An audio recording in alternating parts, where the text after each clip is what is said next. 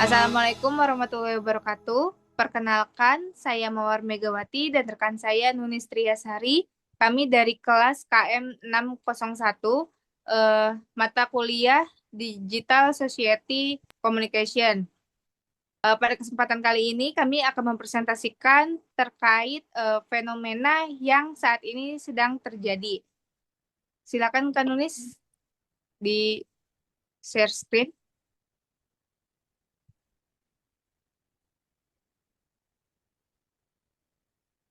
Pada kesempatan ini, kami ingin menganalisa beberapa pertanyaan terkait hal-hal yang bisa dilihat di layar.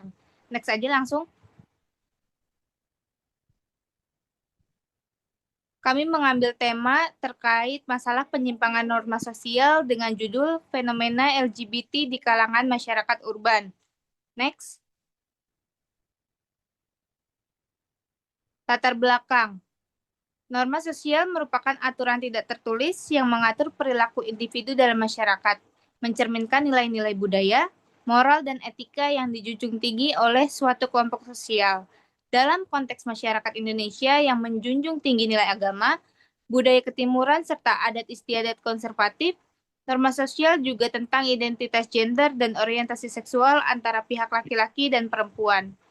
Fenomena LGBT atau lesbian, gay, biseksual, dan transgender dianggap menyimpang dari norma sosial oleh sebagian besar masyarakat karena tidak sesuai dengan sudut pandang agama, budaya, maupun adat istiadat. Hal tersebut memunculkan stigma, diskriminasi, serta penolakan sosial terhadap individu dengan identitas LGBT. Next. Namun, seiring berkembangnya informasi serta keterbukaan global turut mempengaruhi persepsi sebagian masyarakat terhadap isu global LGBT.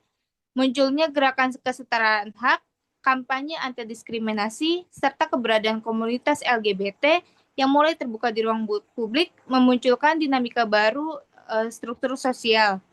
Fenomena LGBT ini dalam konteks masyarakat Indonesia bukan hanya persoalan identitas pribadi, tetapi telah menjadi bagian dari dinamika sosial yang menyangkut norma, nilai, keberagaman budaya.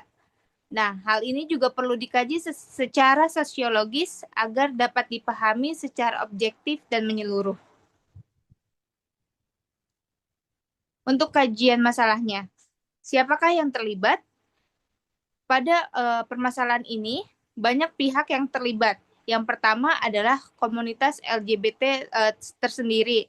Ini memiliki keterlibatan sebagai subjek langsung yang mengalami stigma, diskriminasi, serta pembatasan sosial. Yang kedua ada masyarakat umum, memiliki keterlibatan sebagai lingkungan sosial yang memberikan reaksi baik, pro, maupun kontra. Dan yang ketiga ada tokoh agama atau organisasi keagamaan memiliki keterlibatan untuk aktif menolak keberadaannya di ruang publik karena menganggap bahwa LGBT ini adalah penyimpangan sosial. Selanjutnya, ada pemerintah atau lembaga negara yang memiliki peran sebagai pembuat kebijakan dan regulasi, misalnya dalam bidang pendidikan, kesehatan, maupun hukum. Selanjutnya, ada media sosial dan media massa yang memiliki keterlibatan untuk membentuk opini publik, baik memperkuat stigma atau sebagai ruang edukasi dan pembelajaran. Bisa dilihat pada tabel di gambar, ini merupakan grafik tren pola kasus diskriminasi berdasarkan waktu mulai dari 22 Oktober 2024 sampai dengan 24 Juni 2025. Pada grafik tersebut bisa dilihat bahwa grafiknya cenderung naik. Ini karena pernyataan LGBT merupakan ancaman negara. Bisa dilihat bahwa eskalasi kasus meningkat pasca Wantanas mengeluarkan pernyataan bahwa LGBT adalah ancaman negara dan tertinggi terjadi pada bulan Juni 2025. Next.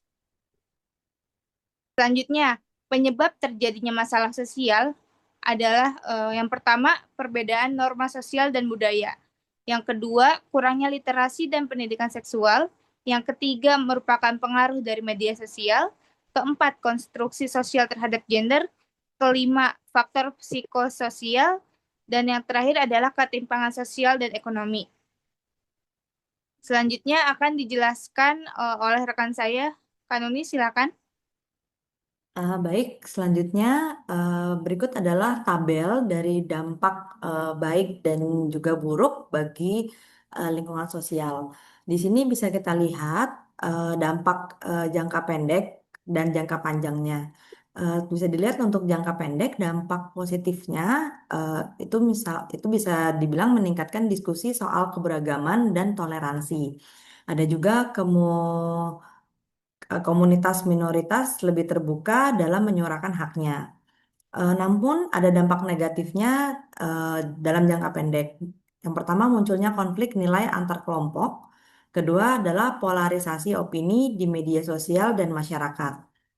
Kemudian untuk dampak jangka panjangnya, untuk dampak positifnya itu mendorong reformasi kebijakan inklusif. Yang kedua adalah pendidikan inklusif di sekolah dan juga di kampus. Tapi untuk dampak negatif jangka panjangnya adalah erosi nilai-nilai tradisional pada komunitas tertentu. Yang kedua, potensi perpecahan sosial jika tidak dikelola secara dialogis. Dampaknya bagi lingkungan sosial, yang pertama untuk individu LGBT-nya sendiri, dampak positifnya itu adalah mendapat dukungan komunitas dan kesehatan mental yang baik. Tapi ada dampak negatifnya yaitu rentan diskriminasi, stigma sosial, dan kehilangan akses pekerjaan. Untuk keluarga, dampak positifnya peluang untuk membangun komunikasi terbuka dan empatik. Tapi dampak negatifnya itu bisa jadi rasa malu, konflik internal, dan juga penolakan secara sosial. Kemudian untuk masyarakat umum dampak positifnya terbuka terhadap isu hak asasi dan pluralisme. Dampak negatifnya adalah ketegangan sosial dan resistensi terhadap perubahan norma. Kemudian untuk institusi pendidikan, dampak positifnya peluang reformasi kurikulum berbasis inklusi. Negatifnya adalah tantangan dalam penyesuaian nilai-nilai dan penolakan dari pihak konservatif. Eh, untuk pemerintah dan regulasi, dampak positifnya adalah evaluasi kebijakan HAM, kesehatan mental, dan pelindungan minoritas. Untuk dampak negatifnya, tekanan politik dan sosial dari kelompok pro dan kontra. Kemudian pola interaksi yang terbentuk. Pola interaksi dalam fenomena sosial LGBT ini yang pertama adalah eh, konflik dan segresi sosial. Hal ini terjadi pemisahan sosial antara kelompok pro-LGBT dan kelompok yang menolak. Interaksi ini bersifat selektif dan terbatas pada ruang aman seperti komunitas online. Untuk yang mungkin belum tahu, segresi itu adalah dalam sosiologi terdapat sebuah konsep yang disebut sebagai segresi, yaitu pemisahan kelompok individu berdasarkan karakteristik tertentu seperti ras, agama, atau kelas sosial. Kemudian yang kedua adalah solidaritas komunitas. Ini terjadi interaksi saling dukung antar sesama individu LGBT, terutama di kota besar. Kemudian yang ketiga ada dialog dan advokasi. Ini muncul interaksi baru antara aktivis HAM, psikolog, dan tokoh masyarakat untuk membuka ruang diskusi inklusif. Ya, kemudian untuk pola interaksi yang terbentuk, pola interaksi yang terbentuk berdasarkan level komunikasinya. Yang pertama itu ada eh, intrapersonal. Intrapersonal ini bentuk pola komunikasinya refleksi diri tentang identitas dan juga konflik batin. Contohnya, remaja yang menyembunyikan orientasinya karena takut akan stigma. Yang kedua, interpersonal bentuk pola komunikasinya interaksi terbuka atau tertutup dengan keluarga dan teman dekat. Contohnya seperti curhat, coming out, atau penolakan. Yang ketiga, kelompok atau komunitas. Bentuk pola komunikasinya adalah dukungan emosional, advokasi, dan kampanye. Contohnya seperti forum diskusi, komunitas online, seperti LGBTQ+, Support Indonesia ada. Kemudian yang terakhir adalah level komunikasi di masyarakat umum. Bentuk pola komunikasinya adalah debat publik, demonstrasi, penolakan sosial, atau dukungan terbuka. Misalnya seperti tagar kampanye sosial hashtag tolak LGBT versus hashtag lovers LGBT atau lovers love seperti itu. Ya, kemudian ada pendekatan yang dilakukan dalam mengatasi masalah sosial LGBT. Pendekatan yang kami rekomendasikan yang pertama adalah sosiologis. Sosiologis itu adalah meneliti struktur sosial dan norma yang menciptakan stigma atau penolakan. Dan yang kedua adalah psikologis. Psikologis ini memberikan dukungan kesehatan, kesehatan mental dan juga konseling untuk individu LGBT dan keluarganya. Yang ketiga, sosial budaya. Sosial budaya ini lebih mendorong transformasi budaya melalui edukasi lintas komunitas tentang keberagaman. Yang keempat, pendidikan dan media. Ini membentuk pemahaman publik melalui kurikulum dan narasi media yang inklusif. Kemudian yang terakhir ada religius. Ini pendekatan berbasis nilai spiritual, misalnya mengajarkan tentang cinta kasih dan penghargaan terhadap sesama.